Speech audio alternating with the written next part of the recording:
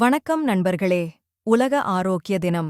வாரத்தின் பெரும்பாலான நாட்களில் நாள் ஒன்றுக்கு 30 நிமிடங்கள் அல்லது அதற்கு மேல் நடப்பது ஒட்டுமொத்த ஆரோக்கியத்தை மேம்படுத்தும் என்பதை அறிவோம். இந்த நடைபயிற்சி குறித்து தெரிந்து கொள்வோம். தினமும் உடற்பயிற்சி செய்கிறீர்களா? இல்லையெனில் எவ்வளவு தூரம் நடக்கிறீர்கள்? அதுவும் இல்லையென்றால் நீங்கள் உங்கள் உடல் நலனில் அக்கறை செலுத்த வேண்டிய நேரம் இது என்பதை கவனத்தில் கொள்ளுங்கள். அலுவலகத்துக்கு செல்லும்போது, வீட்டு வேலைகளுக்கு இடையில் பள்ளிக்கு செல்வது, கல்லூரிக்கு செல்வது என்று எல்லோருமே அவர்களால் இயன்ற அளவு நடைபயிற்சியை மேற்கொள்ள வேண்டும். நடைபயிற்சி செய்வதால் கிடைக்கும் நன்மைகள் குறித்து விளக்குகிறார். நடைபயிற்சி நன்மைகள். நடைபயிற்சி என்பது ஆரோக்கியமான விஷயம்.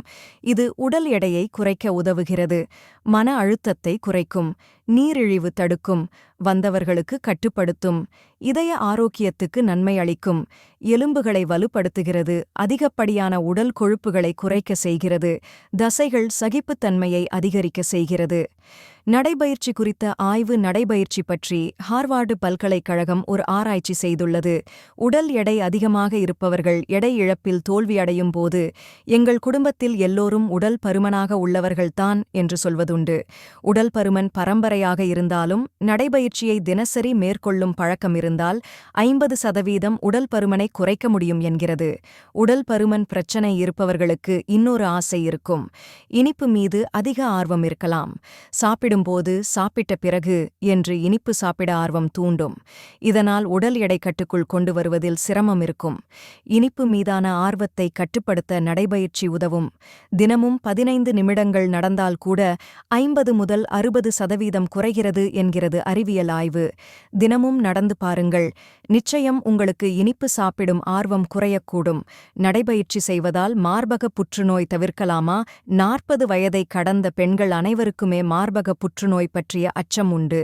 அதிலும் பரம்பரையாக யாருக்கேனும் மார்பக புற்றுநோய் இருந்தால் இந்த அச்சம் இன்னும் அதிகமாக இருக்கும்.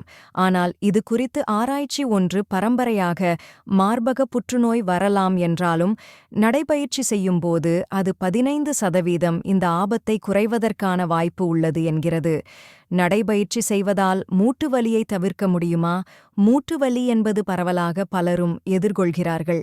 நடக்க முடியவில்லை, நடப்பதில் சிரமமாக உள்ளது என்று பலரும் சொல்கிறார்கள். அதாவது மூட்டு இணைப்புகளில் ஜாயிண்ட் பெயின் என்று சொல்லக்கூடிய இது திரவ பசை இணைப்புகள் குறைவதால் வரக்கூடியது.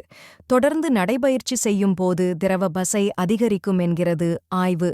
இதனால் மூட்டு வலிகள் குறையும். இளவயதில் மூட்டு வலியை உணர்பவர்கள் இந்த நடைபயிற்சியை தினசரி மேற்கொள்ளும்போது மூட்டுவலி விரைவில் குறையும் என்கிறது ஆய்வு. உடலில் நோய் எதிர்ப்பு சக்தியை அதிகரிக்க உதவும் பயிற்சி.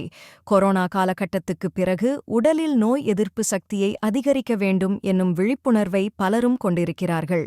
ஆனால் தொடர்ச்சியான நடைபயிற்சி செய்பவர்கள் குறைந்தது 20 நிமிடங்கள் நடந்தாலும் உடலில் நோய் எதிர்ப்பு சக்தி 43% அதிகரிக்க முடியும் என்கிறது அறிவியல் ஆய்வு ஒன்று. உடல் ஆற்றலை அதிகரிக்க உதவும் நடைபயிற்சி என்பது உடற்பயிற்சியின் முக்கிய அங்கமாகும். இது நாள் முழுவதும் உங்களை விழிப்புடன் வைத்திருக்கும். இது உடலின் ஆற்றல் அளவை அதிகரிக்கவும் உதவுகிறது. நடைபயிற்சியின் போது உடல் நிலையான இயக்கத்தில் இருப்பதால் செல்கள் இயல்பை விட அதிக ஆற்றலை உருவாக்குகின்றன. இது ஒட்டுமொத்த ஆரோக்கியத்தை மேம்படுத்துகிறது. வீட்டிற்குள்ளும் வெளியேயும் ஒரு 10 நிமிட நடை போதும் என்று நீங்கள் நினைத்தால் நீங்கள் தவறாக நினைக்கிறீர்கள். இது நடைபாதையாக கருதப்படவில்லை. குறைந்தது எவ்வளவு நேரம் நடக்க வேண்டும்? பூங்காவில் அல்லது தெருவில் குறைந்தது 20 முதல் 30 நிமிடங்கள் நடைபயிற்சி செய்வது ஒரு நல்ல நடை. தூக்கமின்மையால் அவதிப்படுபவர்களுக்கு 10 நிமிடம் படிக்கட்டுகளில் நடப்பது ஆற்றல் மட்டத்தை அதிகரிக்கும் என ஆய்வுகள் தெரிவிக்கின்றன. காலை நடைபயிற்சி. தொடர்ந்து வேலை செய்வதும் ஒவ்வொரு நாளும் ஒரே வழக்கத்தை கடைப்பிடிப்பதும் வெறுப்பாக இருக்கலாம்.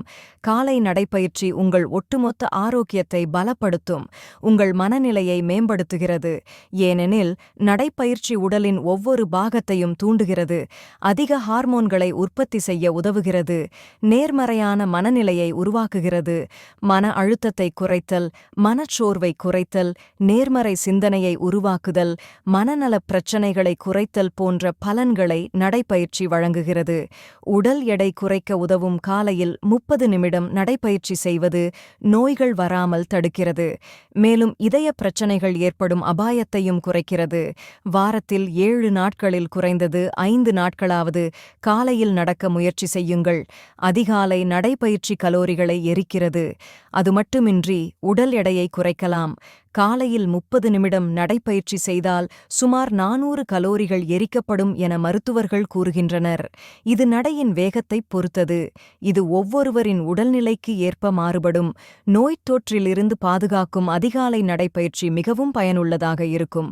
வயிறு காலியாக இருப்பதால் அந்த நேரத்தில் உடலில் உள்ள கொழுப்புகள் கரைந்து ஆற்றலை உற்பத்தி செய்யும். உடலில் நோய் எதிர்ப்பு சக்தியை அதிகரிக்க காலை நடைப்பயிற்சி சிறந்தது. இது பல்வேறு வைரஸ் மற்றும் பாக்டீரியா தொற்றுகளிலிருந்து உடலை பாதுகாக்க உதவுகிறது. இது சுவாசத் திறனை மேம்படுத்துகிறது. பல்வேறு நன்மைகள். இது குறித்த ஒரு ஆய்வின்படி தினமும் 30 நிமிடம் நடக்க ஆரம்பித்தால் சர்க்கரை நோய் மற்றும் இதய நோய் அபாயத்தை 19% குறைக்கலாம். நடைப்பயிற்சி செய்வதால் உடலில் உள்ள சர்க்கரையின் அளவை கட்டுப்படுத்தி நீரிழிவு நோயை கட்டுப்படுத்தலாம். நீண்ட காலை நடைப்பயிற்சி மேற்கொள்வது சில வகையான புற்றுநோய்களின் அபாயத்திலிருந்தும் பாதுகாக்கலாம். நடைப்பயிற்சியானது உடலில் உள்ள அனைத்து முக்கிய தசைகளையும் வேலை செய்ய தூண்டும் ஆற்றல் கொண்டது. இது தசை ஆரோக்கியத்தை பலப்படுத்துகிறது. கால் தசைகளின் ஆரோக்கியத்தை பராமரிக்க விறுவிறுப்பான நடைப்பயிற்சி, படிகள் ஏறுதல், சாய்வாக நடப்பது போன்ற பயிற்சிகளை செய்யலாம். 50 வயதுக்கு மேற்பட்டவர்கள் காலையில் உடற்பயிற்சி செய்யும் நபர்களுக்கு இரவில் தூக்கமின்மை பிரச்சனைகள் ஏற்படுவதில்லை என கண்டறியப்பட்டுள்ளது. மாலை பயிற்சிகளை விட காலை பயிற்சிகள் சிறந்தது. மாலையில் உடற்பயிற்சி செய்வது சோர்வு மற்றும் தசை பலவீனத்தை ஏற்படுத்தும். உலக ஆரோக்கிய தினம் முன்னிட்டு இனி உங்கள் ஆரோக்கியத்தில் கவனம் செலுத்துங்கள். 30 நிமிட நடைபயிற்சி உங்கள் வாழ்நாளை ஆரோக்கியமாக வைத்திருக்க உதவும். நன்றி நண்பர்களே. அடுத்த வீடியோவில் சந்திப்போம். வரைக்கும் உங்கள் ஆரோக்கியத்தையும் அழகையும் கவனிக்குங்கள். By by.